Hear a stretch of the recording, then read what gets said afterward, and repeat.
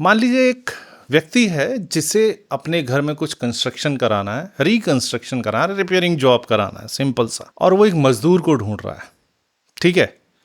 और वो रहता है किसी शहर के एक्स पार्ट में एक ए नाम का व्यक्ति रहता है जिसे अपने घर में थोड़ा सा रिपेयर पैच वर्क कराना है। अब दूसरा एक व्यक्ति है जो कि वाई नाम का है और वो दूर सुदूर बी पार्ट में, उसी शहर के बी पार्ट में रहता है, जो कि बहुत गरीब है, झोपड़ी में रहता है और डेली वेजेस पे काम करता है। मतलब दैनिक वेतन भोगी है, मजदूर है, जो सुबह जाता है, दिन का काम ढूंढता है, रात को पैसा लेके आता है, अपना जीवन चला रहा है कैसे भी करके। और उसके लिए सबसे ज़्यादा इंपॉर्टेंट क्या है कि वो डेली एक जगह पे खड़ा होता है और वहाँ पे लोग बाग आते हैं और ढूंढ के मजदूरों को ले जाते हैं। अब हुआ कुछ यूं कि उस व्यक्ति को जिसको रिकंस्ट्रक्शन कराना था, व्यक्ति ए को, उस व्यक्ति एक्स को वाई की जरूरत है। यहाँ पे हमें इतना सा समझ में आ रहा है। अब वाई को भी एक्स की जरूरत है, लेकिन दोनों,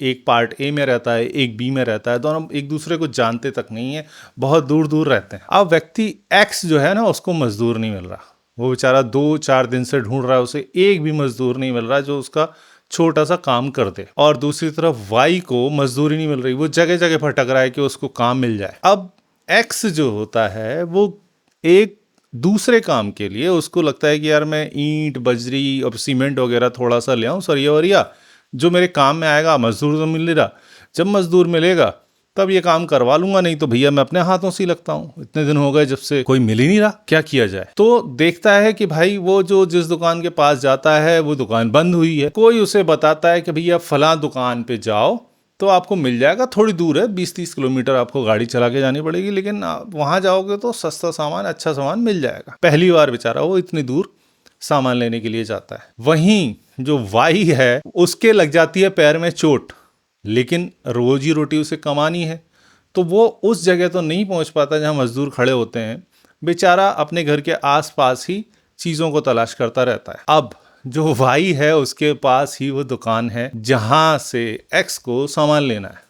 अब एक्स जो है जाता है किस जगह पे, बी पार्ट पे उस शहर के, और सामानों मान लेने लगता है। तभी उसकी नजर पड़ती है कि भैया ये थोड़ा सा लंगड़ाता हुआ एक व्यक्ति दिख रहा है, इसकी मदद की जाए। वाई से बात करता है, वाई को मजदूरी मिल जाती है। अब इस चीज को, इस पूरी घटना को आप किस तरीके से देखेंगे भाई? क्या था कारण? क्योंकि दोनों को एक दूसरे की आवश्यकता थी, लेकिन उनको कैसे मिले वो, उनको एक दूसरे से किसने मिलाया?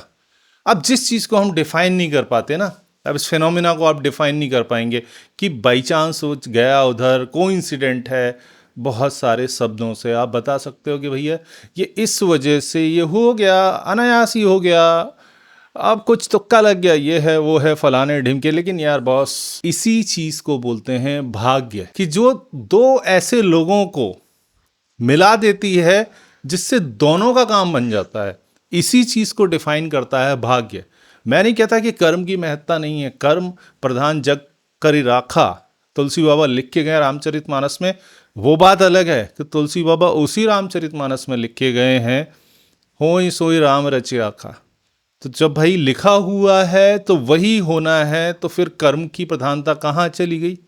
लेकिन अब वो बड़े लोग हैं, इस पर बहुत तर्क किया जा सकता है, मैं उन शास्त्रों में नहीं घुसना चाहता। लेकिन मुद्दे की बात क्या है कि दो सेक्शन के लोग होते हैं। एक होते हैं जो बिल्कुल भाग्यवादी होते हैं, उनको भाग्य पे भरोसा है कि भाई भाग्य में अगर चीज़ें होंगी तो हो जाएंगी, नहीं तो नहीं होने वाली।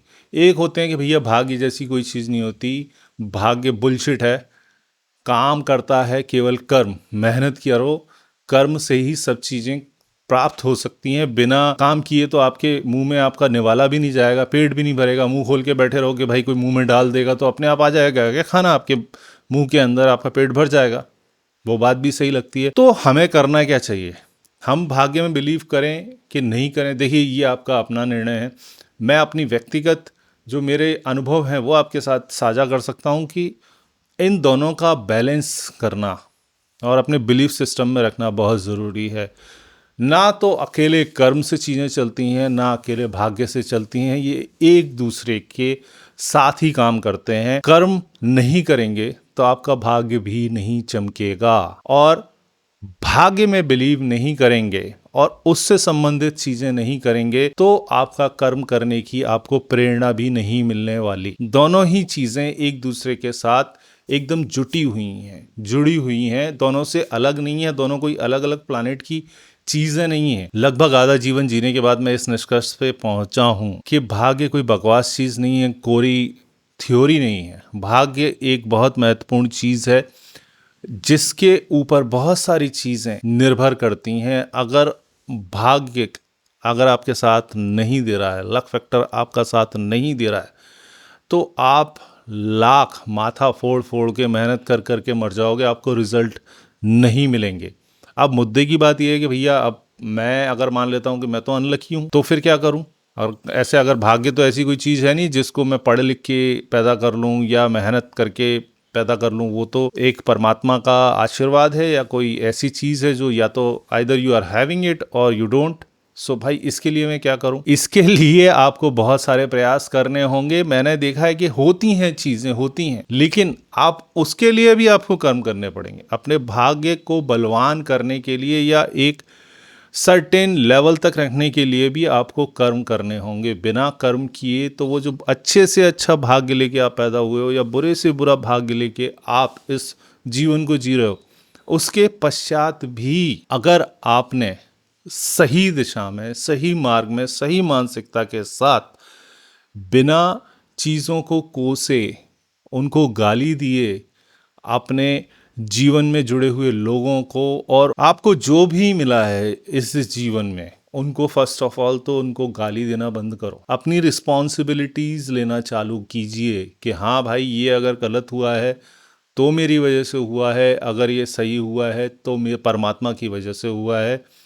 शक्तियां हैं जो मेरा साथ दे रही हैं, वो आशीर्वाद दे रही हैं, मेरे पूर्वज हैं, माँ बाप हैं, उनके आशीर्वाद से चीज़ें हो रही हैं।